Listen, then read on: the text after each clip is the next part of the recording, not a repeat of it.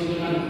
అందరూ కూడా తలలు వంచుకొని ప్రార్థన చేసుకొని దేవుని ఆరాధనలోకి మనం ప్రవేశించుకొని ప్రార్థించుకుంటాము.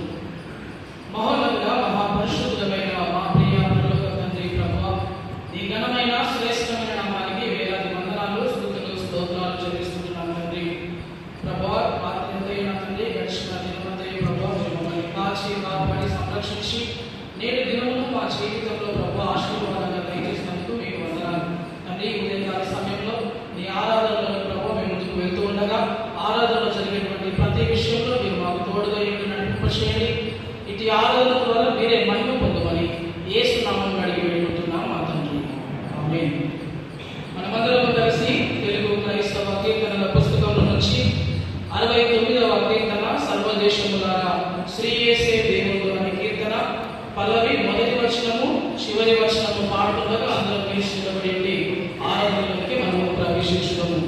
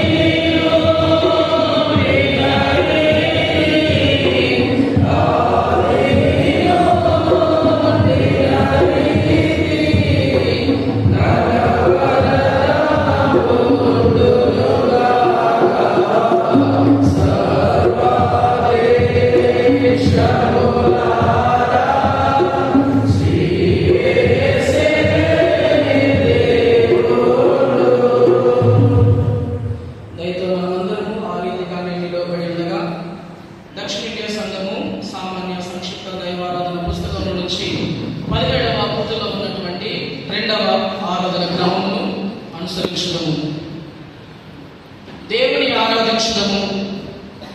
దేవుడు ఆత్మ కనుక ఆయనను ఆరాధించేవారు ఆత్మతోనూ సత్యముతోనూ ఆరాధింపవలెను.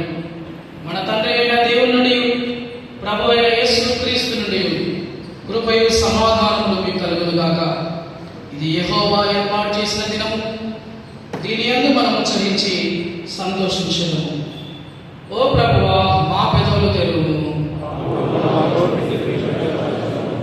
తండ్రికి నీ, కుమారునికి నీ, పరిశుద్ధాత్మకును మహిమ కలుగును గాక.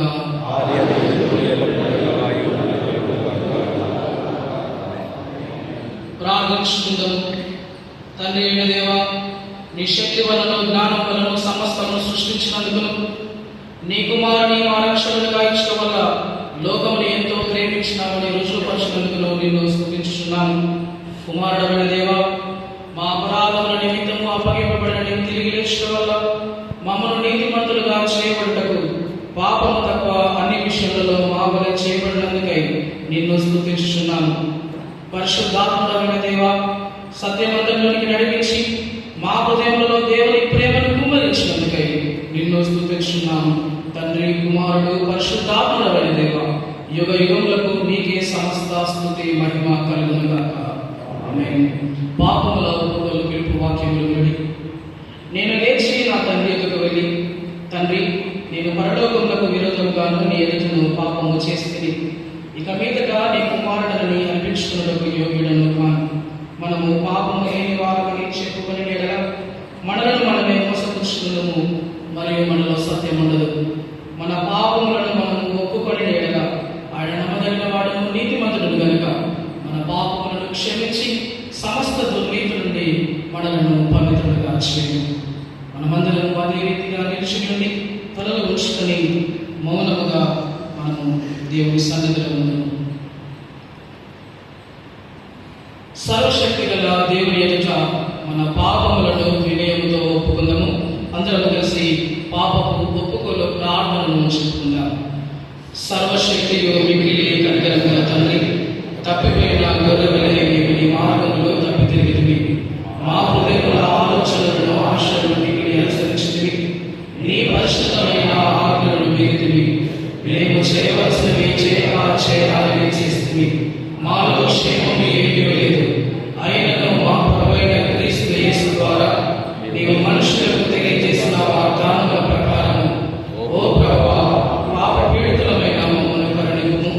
ఓ దేవా, తమ తప్పిదములను ఒప్పుకున్న వారిని కాయము, పశ్చాత్తాపపడు వారిని తిరిగి చేర్చుకును. మరియు మిగిలి కనికరం గల తండ్రి, నీ పరిశుద్ధ నామమునకు మహిమ కలుగులాగున మేమిక భక్తి నీతి సుబుద్ధులతో జీవించాలన ఆయన నిమిత్తము దయచేయము. ఆమేన్.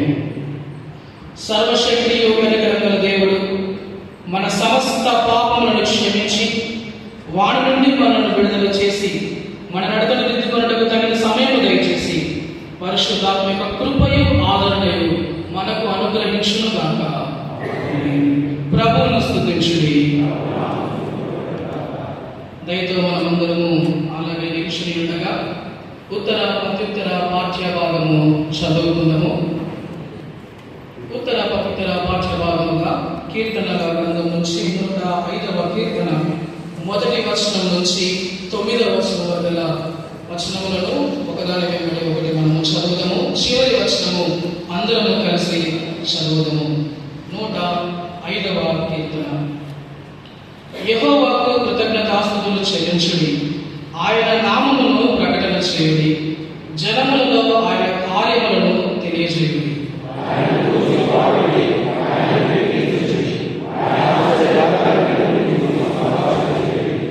ఆయన పరిశుద్ధ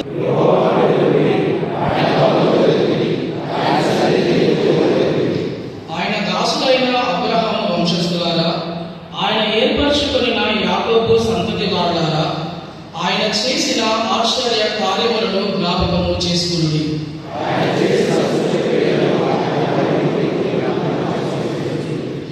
ఆయన మన దేవుడైన యెహోవా, ఆయన తీర్పులు భూమి అంతటా జరుగుచున్నవి.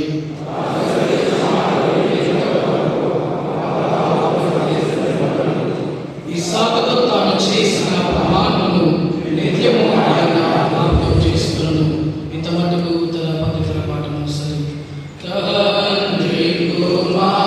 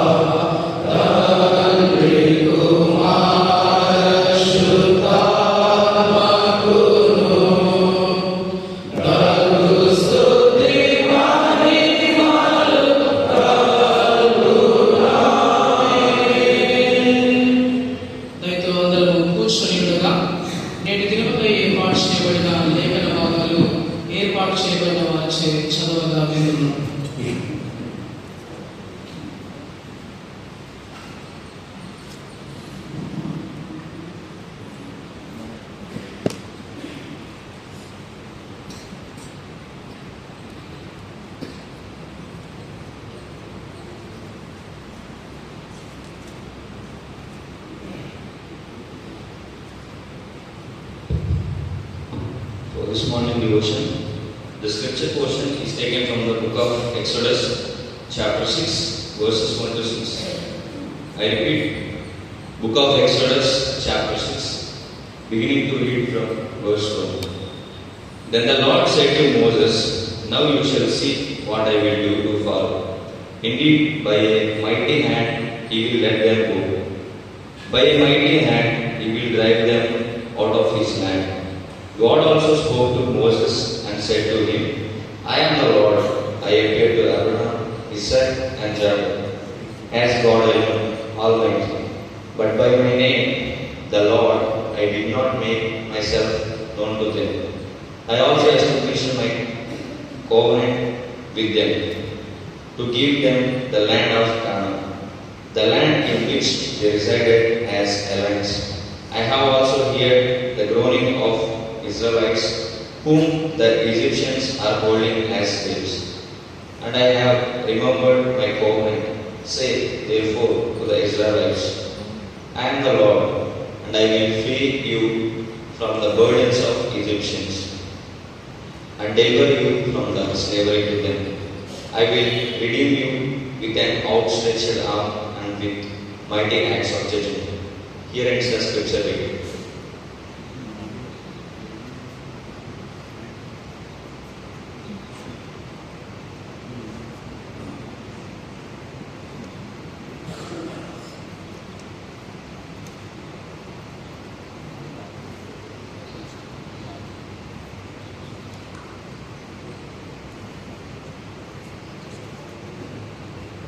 నేటి ఉదయకాలపు ఆరాధన కొరకు ఏర్పాటు చేయబడి ఉంటున్నటువంటి దైవలేఖన భాగము అపోస్తలుల కార్యములు 17వ అధ్యాయము 22వ వచనము మొదలుకొని 25 వరకు చదువుగా విందుము. అపోస్తలుల కార్యములు 17వ అధ్యాయము 22వ వచన ప్రారంభము. పౌలు అరియోపాగు మధ్య నిలిచి చెప్పినదేమనగా, ఎథేన్సు వారులారా, మీరు సమస్త విషయంలో అతి దేవత భక్తి గలవారు అన్నట్టు నాకు కనబడుచున్నది. నేను సంచరించుచు మీ దేవత ప్రతిమలను చూచుచుండగా ఒక బలిపీఠము నాకు కనబడేను. దాని మీద తెలియబడిన దేవునికి అని రాయబడి ఉన్నది. కాబట్టి మీరు తెలియక దేని యందు భక్తి కలిగి ఉన్నారో దానిని నీకు ప్రచురించుచున్నాను. జగత్తునందరి సమస్తమును నిర్మించిన దేవుడు తానే ఆకాశములను భూమికి ప్రభువునందున హస్తకృతములైన ఆలయంలో నివసింపడు. ఆయన అందరికీ జీవమును ఊపిరిని సమస్తమును దయచేయవాడు కనుక తనకు ఏదైనా పొదువైనట్టు మనుషుల చేతులతో సేవింపబడేవాడు కాడు. ఇంతటితో యొక్క పాఠము సరే.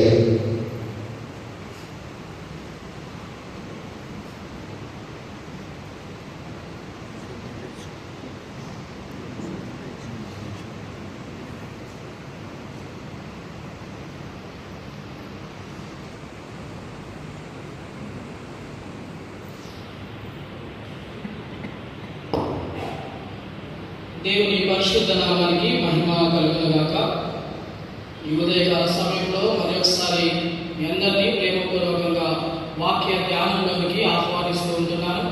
మరి నాకు ఇది అవకాశం ఇచ్చినటువంటి దేవాది దేవునికి ముందుగా 2 వందనాలు తెలియజేస్తూ ఉంటున్నాను. మరి ప్రత్యేకమైన సమయంలో నన్ను ఇక్కడ నిలవబెట్టుటకు సహకరిస్తున్నటువంటి మా తండ్రి గారికి, మా తల్లిదండ్రులకు నేను కృతజ్ఞుడై ఉన్నాను. అదే రీతిగా వారికి అవకాశం కల్పింపజేసినటువంటి ప్రిన్సిపల్ గారికి, ముఖ్యంగా డెసిగ్నేట్ ప్రిన్సిపల్ గారికి, రిజిస్ట్రార్ గారికి, ప్రొఫెసర్ గారికి, టీచింగ్ స్టాఫ్కి, నాన్ టీచింగ్ స్టాఫ్ అందరికీ కూడా వందనాలు తెలియజేస్తున్నాను. ప్రార్థన చేసుకుని దేవుని వాక్యంలోనికి మనం వెళ్దాం. ప్రార్థించుకున్నాను. మహాపరిశుద్ధులైన మా ప్రియ పరలోక తండ్రి ప్రభువా, ఈ యొక్క సమయంలో నీ వాక్య ధ్యానంలోనికి మేము వెళ్తుండగా నీ కృపను, నీ కాపుదలను దయచేయండి తండ్రి. నీ వాక్యంలో ఉన్నటువంటి గూఢమైన సంగతులు ప్రభువా మీరు మాకు విశదీకరించమని ప్రార్థన చేస్తున్నాం. వాక్యంలో బోధిస్తుండగా నేను కాదు తండ్రి, నా ద్వారా ఉన్నటువంటి నీ బిడ్డలతో నీవే మాట్లాడమని యేసు నామములో అడిగిపెట్టుకుంటున్నాం మా తండ్రి. ఆమేన్. చదవబడినటువంటి లేఖన భాగాలలో మనము విని ఉన్నాం.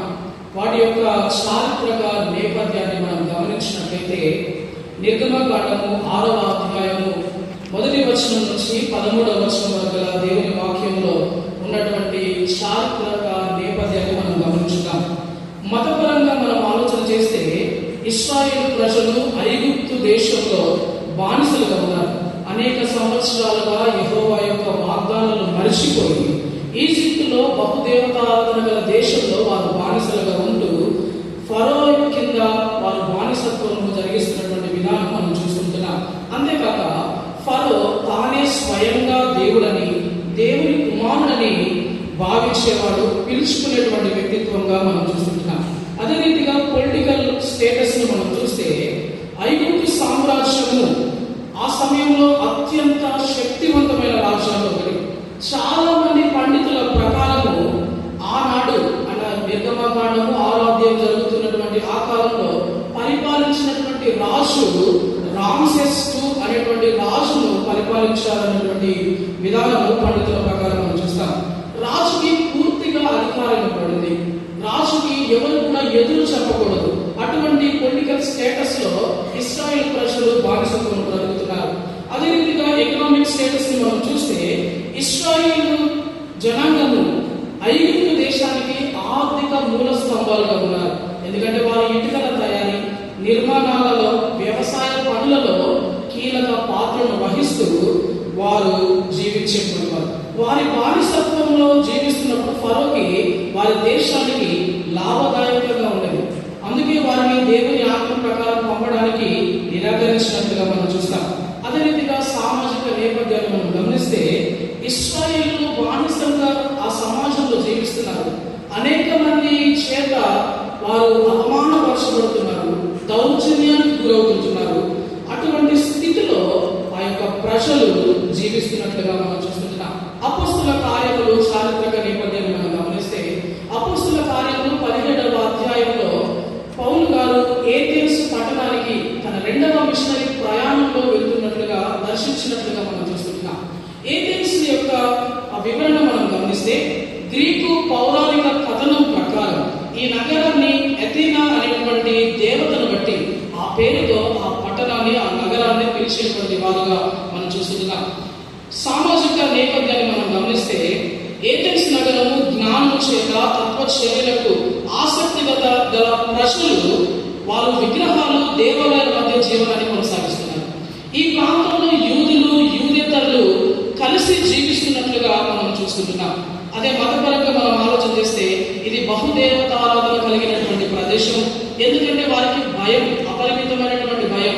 ఏ దేవుని ఉగ్రత మా మీదకి వచ్చి మమ్మల్ని నాశనం చేస్తారని ఒక భయంతో వారు జీవించేవారు. అందుకని ఆ పట్టణంలో తెలియబడని దేవుడు అనేటువంటి ఒక బలిపీఠము ఏర్పాటు చేయబడినట్లుగా మనం చూస్తున్నాం. ఎకనామిక్ కండిషన్ మనం చూస్తే ఏథెన్స్ లో వాణిజ్యం ఉంది, అప్పటికే వ్యాపారం ఉంది, మార్కెట్స్ ఉన్నాయి. ఇవన్నీ కూడా అభివృద్ధి అప్పటికే జరుగుతూ ఉంది. విగ్రహాల ఆలయాలు, వారి యొక్క కళల ద్వారా ప్రతి ఒక్కరి ఆర్థిక పరిస్థితి కొంత మెరుగ్గానే ఉన్నదని మనం గమనించవచ్చు. పొలిటికల్ గా మనం ఆలోచన చేస్తే ఆ పట్టణము డెమోక్రసీ, ప్రజాస్వామ్య పాలన కలిగినటువంటి పట్టణం. అరియోపగస్ అనేటువంటి న్యాయ మండలి ద్వారా చట్టాలు రూపించబడేవి, మతపర విచారణలు ఆ స్థలంలో జరిగేవి. మరి ముఖ్యంగా నూతనమైనటువంటి ఆలోచనలకు, బోధలకు ఇది ఒక మంచి వేదికగా ఉండేది. ఈ 2 లేఖన భాగాలను నేను తీసుకొని ఏర్పాటు చేసినటువంటి అంశము గాడ్ రివీల్డ్ హిమ్సెల్ఫ్, దేవుడు తనను తానే బయలుపరుచుకుంటున్నారు అనేటువంటి అంశంను నేను మీతో మాట్లాడిన ఆశపడుతున్నాను. మానవుడు జీవితంలో ఎల్లప్పుడూ ఒక నూతన విషయం కోసం వెతుకుతూనే ఉంటాడు. నిజమైన దేవుని తెలుసుకోవాలని, ఆయనను ఆరాధించాలని తప్పిస్తూ ఉంటాడు. మానవ దృష్టికోణంలో మనం చూస్తే దేవుడు సాధారణంగా దాగి ఉన్నటువంటి వ్యక్తిగా మనకు కనిపిస్తాడు. నిర్గమకాండంలో విపరీతమైన శ్రమలోను, బానిసత్వంలోను తన ప్రజలను బాధపడుతున్నప్పుడు, శ్రమను అనుభవిస్తున్నప్పుడు దేవుడు ఏమి పడినట్టు ఉన్నాడని వారు బాధపడుతున్న రీతిని మనం చూడగలం. మరియు ఏథెన్స్లో తత్వవేత్తలు వారి జ్ఞానము, వివిధ రకాల విగ్రహారాధనలు జరుగుతుంటే ఏమి జరిగించలేక ఎందుకు తాను బయలుపరచుకోవడం లేదని మనకు ఆలోచనలు వస్తూ ఉంటాయి. కానీ బైబిల్ దృష్టికోణం మనం గమనిస్తే దేవుడు తనను తాను ఎల్లప్పుడూ స్వయంగాను, మానవుల ద్వారాను, సేవకుల ద్వారాను బయలుపరుచుకునేటువంటి దేవుడు ఆయన కనిపిస్తాడు. కనిపిస్తాడు. ఉదాహరణకి అనగారిన ప్రజలు, నిరుత్సాహంలో ఉన్న వారికి విమోచకుడుగా మనకు కనపడతాడు. సర్వ సృష్టికి పరిపాలకుడుగా కనిపిస్తాడు. అజ్ఞానులమైన వారికి పరిపూర్ణుడిగా ఆయన బయలుపరుచుకుంటాడు. ఇటువంటి సంఘటనలు అనేకములు చరిత్రలో మనం చూస్తుంటాం. మొదటి విషయాన్ని మనం గమనిస్తే, God revealed himself to the discouraged people. దేవుడు నిరుత్సాహ స్థితిలో ఉన్న వారికి తనను బయలుపరుచుకుంటాడు. నిర్గమకాండంలో ప్రజలు బానిసత్వంలో ఉన్నప్పుడు దాదాపు 400 సంవత్సరాలు వారు బానిసత్వాన్ని అనుభవిస్తూ విసిగిపోయారు. ఇక సహాయం మాకు ఏ మానవుడి నుంచి దొరకదని రాదని నిర్ణయించుకొని దేవుని వైపు తిరిగి కన్నీరు విడుస్తూ మూలుగులతో ప్రార్థన చేశాడు. మోషే రాకతో ప్రజల్లో కొంతవరకు సంతోషం కలిగింది. కానీ 5వ అధ్యాయంలో ఒకసారి మోషే ఫరోని కలిసిన తర్వాత దేవునికి ఉత్సవం చేయడానికి మమ్మల్ని పోనికమని అడిగినప్పుడు ఫరో నిరాకరించినట్లుగా మనం చూస్తాం. కారణం ఏంటంటే, ఆ కాలంలో పరిపాలిస్తున్న రాజు ఎవరైతే ఫరో ఉంటాడో ఆయన ఈజిప్ట్ దేవుడైన రా అనేటువంటి దేవుని కుమారుడుగా ఎంచబడతాడు. వేరే దేవునికి ఉత్సవం అనేటువంటి కారణాన్ని బట్టి ఈయన పోనివ్వలేకపోయి ఉండొచ్చు. ఈ నేపథ్యంలో మోషేతో పాటు ఇశ్రాయేలు ప్రజలు ఇరువురు కూడా నిరుత్సాహంలోనికి వెళ్ళిపోయినట్లుగా మనం చూస్తాం. కానీ ఈ సమయంలో దేవుడు తనను తాను బయలుపరుచుకుంటూ మోషేకు ధైర్యం ఇచ్చేటువంటి వాడుగా మనకు కనపడుతున్నాడు. అప్పటి వరకు పితరులకు సర్వశక్తిమంతుడైన దేవుడుగా, రక్షించగలిగేటువంటి దేవుడుగా, ఇప్పుడు భాషలో ఎల్ షదాయిగా దేవుడు కనబడ్డాడు. ఎల్ షదాయి యొక్క మాటకు అర్థాన్ని మనం గమనిస్తే, ఎల్ అనగా దేవుడు బలము, శక్తి అని, షదాయ్ అనగా పోషణ, ఆప్యాయత, ఉత్పత్తి అని, అనగా ఒక తల్లి తన పిల్లలను ఏ విధంగా పోషించి రక్షిస్తుందో ఆ రీతిగా దేవుడు మమ్మల్ని సంరక్షిస్తాడని, మమ్మల్ని ముందు పోషిస్తాడని అనే విషయాలు వారు పితరులకు తెలుపబడింది. కానీ మోషే విషయంలో మనం గమనిస్తే ఆయనకు ధైర్యాన్ని ఇస్తూ, ప్రజలకు ధైర్యాన్ని ఇస్తూ దేవుడు తనను తాను యాహ్వేగా, యెహోవాగా బయలుపరుచుకుంటున్నాడు. యెహోవా అనగా నిబంధనపై నిలబడి తన వాగ్దానాలు చూచుకునేటువంటి, నెరవేర్చుకునేటువంటి వారుగా తనను తాను బయలుపరుచుకుంటాడు. యాహ్వే అనేటువంటి హిబ్రూ పదాన్ని మనం గమనిస్తే ఇది 4 అక్షరాల కలయికగా మనం చూస్తాం. దీన్ని హిబ్రూ భాషలో టెట్రాగ్రామన్ వర్డ్ అని పిలుస్తుంటారు. ఇది హాయా అనేటువంటి క్రియ, ఈ అర్థం ఇచ్చేటువంటి హిబ్రూ పదం నుంచి వచ్చింది. దీని అర్థము ఉన్నవాడు, ఉండేవాడు, ఉండబోవాడు అనేటువంటి అర్థం వస్తుంది. వేదాంతవేత్తమైన వాల్టర్ బూత్నర్ ప్రకారం నిర్గమకాండంలో దేవుడు వాగ్దానం నుండి నెరవేర్పు వైపు అడుగు పెడుతున్నాడు. గుర్తింపు నుండి కార్యం వైపు, కార్యాన్ని జరిగించడం వైపు నడుస్తున్నాడని ఆయన తెలియజేస్తుంటాడు. పితరులకు ఆయన సర్వశక్తిమంతుడుగా తెలుసు. కానీ ఇప్పుడు మోషేకు దేవుని వ్యక్తిత్వము, నిబంధన విమోచన యొక్క స్వభావము తెలిసింది. తిరిగి ఫరో యొద్దకు వెళ్ళమని ఆజ్ఞాపిస్తూ, ఐ విల్, నేను మిమ్మల్ని నడిపిస్తాను, మిమ్మల్ని విడిపిస్తాను, విమోచిస్తాను, రక్షిస్తాను, తర్వాత ఆశీర్వదించబడినటువంటి దేశంలో ఉంచుతాను, దానిని మీకు ఇస్తాను అనేటువంటి మాటలు చెప్తూ 7 విషయాలు చెప్తూ 6వ వచనంలో ఐ విల్ అనే ధైర్యాన్ని ఇస్తే మోషేను తిరిగి ఫరో యొద్దకు పంపుతున్నట్లుగా మనం చూస్తున్నాం. ఇన్ని విధాలుగా అధైర్యంగా ఉన్నటువంటి మోషేకు తన ప్రణాళికలు తెలుపుతూ తిరిగి ఫరో దగ్గరికి పంపుతూ తనను తాను యాహ్వేగా బయలుపరుస్తున్నాడు దేవుడు. రెండవ విషయాన్ని మనం గమనిస్తే, God revealed himself from unknown to known. తెలియబడని స్థితి నుండి తెలిసిన వారుగా బయలుపరుచుకుంటున్నాడు దేవుడు. ఏథెన్స్ నగరం గురించి మనం చూసాం. గ్రీకు తత్వం చేత నిండిపోయింది, విద్య చేత నిండింది, కళలతో నిండిపోయింది, శాస్త్రంతో నిండిపోయింది, బహుళ మతానికి కేంద్రంగా ఉంది. అంత మాత్రమే కాకుండా అందులో 2 రకాల గ్రూప్స్ నివసిస్తున్నట్టుగా మనం చూసుకుంటున్నాం.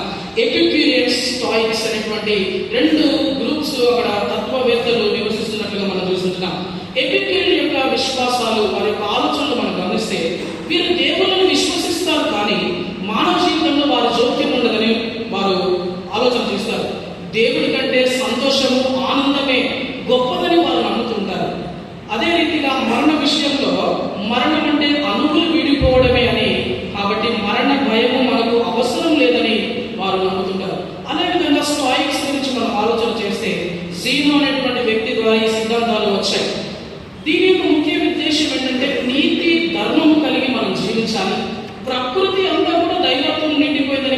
మేనరిజంని వారు ఫాలో అవుతూ ఉంటారు. దేవుడు వ్యక్తిగత సృష్టి కాదని, లోగోస్, రీజన్, కాస్మిక్ ఆర్డర్లో దేవుడు ఉన్నారని, మరణం గురించి డెత్ ఈజ్ ఫేట్, అది ఒక విధి అని వారు విశ్వసిస్తారు. అంతేకాకుండా ప్రతి ఆత్మలో ఒక డివైన్ స్పాట్ ఉందని వారు గమనిస్తూ ఉంటారు. అరియోపగస్ న్యాయ సభలో వాదనలు చేస్తూ దేవుడు ఎవరు అనేటువంటి ప్రశ్నకు తత్వబద్ధమైన సమాధానాలు వెతుకుతున్నారు. అపోస్తలుడైన పౌలు ఆ పట్టణంలో తన యొక్క సువార్తను ప్రకటిస్తుండగా ఒకనాడు ఈ సభలో నిలబెట్టి ఆయనను మాట్లాడే అవకాశం ఇస్తున్నట్లుగా మనం చూస్తున్నాం. ఆయన మాట్లాడుతూ తాను చూసినటువంటి విగ్రహాలలో తెలియబడని దేవునికి, దీని గ్రీకులో అగ్నిస్టోథియో అనేటువంటి రాయబడినటువంటి బలిపీఠాన్ని ఆయన గమనిస్తాడు. అది ఉండడానికి గల కారణం ఏంటంటే, దాదాపు క్రీస్తు పూర్వము 5వ శతాబ్దంలో ప్లేగు వ్యాధితో ఏథెన్స్ నగరం అంతా కూడా చాలా వరకు నాశనం అయిపోయింది. 6వ శతాబ్దము ప్రారంభ దశలో కోలుకుంటున్న సమయంలో ఎపిమెనిడస్ అనేటువంటి తత్వవేత్త వచ్చి వారితో మాట్లాడుతున్నాడు. ఏమనంటే, మీరు అనేక దేవుని ఆరాధిస్తున్నారు, కానీ ఇంకా తెలియబడని వారు చాలా మంది ఉన్నారు. వారు యొక్క ఉగ్రత మన మీద మరణం రాకుండాన్నట్లు ఈ అగ్నిస్టోథియో అనేటువంటి బలిపీఠాన్ని నిర్మించి మనము దానికి ఆరాధన చేయాలని ఆయన చెప్తారు. అప్పటి నుంచి ఆ రీతిగా ఆరాధన జరిగినట్లుగా మనం చూస్తున్నాం. పౌలు ఆ సభలో నిల్చుని వారి భక్తి తత్వాన్ని చూపుతూ, మీరు ఆరాధిస్తున్న తెలియబడిన దేవుడు క్రీస్తే అని చెప్తూ ఉంటాడు. ఆయన సత్యమని వివరిస్తూ ఉంటాడు. పౌలు బోధిస్తూ మానవుల యొక్క హస్తకృత్యములైన బంగారము, వెండి, రాతి విగ్రహాలలో దేవుడు నివసింపడని, సర్వ సృష్టి కలుగజేయవాడు ఆయనే అని, ఆయన ఆది నుండి నేటికి ఉనికి కలిగి ఉన్నాడని ఆయన చెప్తూ ఉంటాడు. బలంగా క్రీస్తే నిజమైన దేవుడని వివరిస్తుంటాడు. సిహెచ్ డాట్ అనేటువంటి పండితుడు పౌలు ప్రసంగము హెలెనిస్టిక్ సంస్కృతిని గౌరవిస్తూ క్రైస్తవ మతము పరిచయం చేయడానికి మార్గం అని చెప్తున్నాడు. పరమత దూషణ లేకుండా యేసును ప్రకటించుట పౌలు మనకు మాదిరికరంగా చూపాడు. 3వ విషయాన్ని మనం గమనిస్తే, God revealed himself as redeemer. దేవుడు విమోచకుడుగా బయలుపరచబడుతున్నాడు. దేవుడు తన ప్రజలను తన ప్రత్యక్షత ద్వారా బయలుపరచడం 2 విషయాల్లో మనం చూసాం. మొదటగా అధైర్యంలో ఉన్నటువంటి మోషేను ధైర్యపరిచాడు. ఏథెన్స్ వారిని అజ్ఞానంలో నుండి తన యొక్క సేవకుల ద్వారా సత్యమును బయలుపరిచాడు. విమోచకుడిగా 2 విషయాలు మనం గమనించవచ్చు. మొదటిది హిస్టారికల్ డెలివరీ, అనగా ప్రజలను శత్రువుల చేతుల నుండి రక్షించే విమోచించేవాడని. స్పిరిచువల్ డెలివరీ, క్రీస్తులో సర్వ మానవాళికి పాప శాపం నుండి, దైవ ఉగ్రత నుండి విడుదల ఉందని తెలియజేస్తున్నాడు. ఏంటి రైట్ అనేటటువంటి పండితుడు దేవుని విమోచన కార్యము చరిత్ర నుండి మానవ హృదయాలకు ఆక్రమించిందని, వ్యాపించిందని తెలియజేస్తాడు. కానీ ఏథెన్స్ లో ఉన్నటువంటి తాత్వికులు డెత్ ఈస్ అల్టిమేట్ అని చెప్తారు, ఇక ముగిసిందని అంటారు. కానీ పౌలు బోధిస్తూ పునరుత్థానము క్రీస్తు ద్వారా కలదు, మరణాంతర జీవితం ఉందని ఆయన బోధిస్తూ ఉంటున్నాడు. పునరుత్థానం లేనిదే క్రైస్తవ్యం లేదు. If there is no resurrection there is no Christianity. Paul సభలో ప్రకటించిన తర్వాత ఆయన అక్కడ అరియోపగస్ సభలో ఉన్నటువంటి థియోనియస్ అనేటువంటి వ్యక్తి మరియు గమని అనేటువంటి స్త్రీ ఆయన అంగీకరించినట్లుగా మనం చూస్తాం. ఆయన అంగీకరించిన వారి పట్ల విమోచకుడిగా దేవుడు ఉన్నాడు. ఇంతవరకు ముగింపుగా మనం చూస్తే, ఇంతవరకు దేవుడు పలు విధాలుగా ఆయన తను బయలుపరుచుకున్న రీతిని మనం చూస్తాం. నిర్గమకాండమును ఆధారం చేసుకొని ఎన్నో విమోచన వేదాంతాలు రూపుదిద్దుకున్నాయి. శ్రమలలో, బాధలలో ఉన్నటువంటి ప్రజలు, ఆ ప్రజల వల్ల మమ్మల్ని కూడా దేవుడు విడుదల చేస్తారని, అపోస్తుల కార్యంలో తాను పునరుద్ధారుడు ఎలా ప్రకటించుకున్నాడో మమ్మల్ని కూడా పునరుద్ధరిస్తాడని, ఆత్మీయంగా మా జీవితంలో ఉంటాడని ఎదురు చూస్తున్న ప్రజలు ఇద్దరు ఉన్నారు. ఉదాహరణకి నేటికి తన దళితుల జీవితాల్లో చాలా శ్రమలు ఇంకా ఎదుర్కొంటున్నాడు. ఆనాడు మోషేను పౌలును ఎన్నుకున్నటువంటి దేవుడు విమోచన కార్యంలో ప్రజలు నడిపించడానికి ఈరోజు నేను ఎన్నుకున్నాడు. సమాజంలో ఉన్నటువంటి అసత్యాన్ని, సమాజంలో ఉన్నటువంటి అన్యాయాన్ని ప్రతిఘటించే గొప్ప నాయకుడిగా ఉంటూ తన దేవుడి ప్రత్యక్షతను చూపిస్తూ క్రీస్తు ప్రేమ నీ ద్వారా వికసించాలని దేవుడు కోరుతున్నాడు. పరమత సహనము, పొరుగు వారిని గౌరవించుట, వారిని స్వీకరించుట, వారిని గుర్తించుట నేర్చుకుని సమాజంలో క్రీస్తు మాదిరి చూపాలని దేవుడు ఆశిస్తున్నాడు. అలాంటి కృప, అట్టి నడిపింపు దేవుడు మనందరికీ దయచేయను కాక. చివరి ప్రార్థన, ప్రభు ప్రార్థన ఆశీర్వాదంతో ఆరాధన గురించుకుంటున్నాం.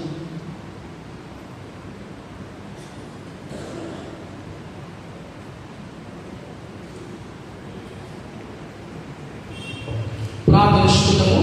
దయతో అందరం లేచి నిలబడి ఉండి ప్రార్థనలో ఏకీభవించాము. మహాపరిశుద్ధులైన మా దేవా, నీకు వందనాలు తండ్రి. ఇంతవరకు చక్కటి వాక్య ధ్యానంలో మీరు మమ్మల్ని నడిపించడం మీకు స్తోత్రములు ప్రభా. మిమ్మల్ని బయలుపరచేటువంటి వ్యక్తులుగా, సేవకులుగా మమ్మల్ని మేము సరిదిద్దుకున్నటకు సహాయం దయచేయండి.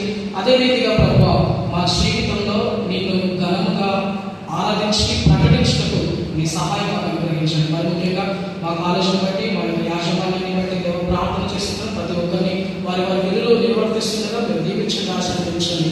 మా కళాశాలలో జరుగుతున్నటువంటి నిర్మాణాలను బట్టి దేవ ప్రార్థన చేస్తున్నాం. వాటిని మీరు దీవించి ఆశీర్వదించడం దేవ ప్రార్థిస్తున్నాం.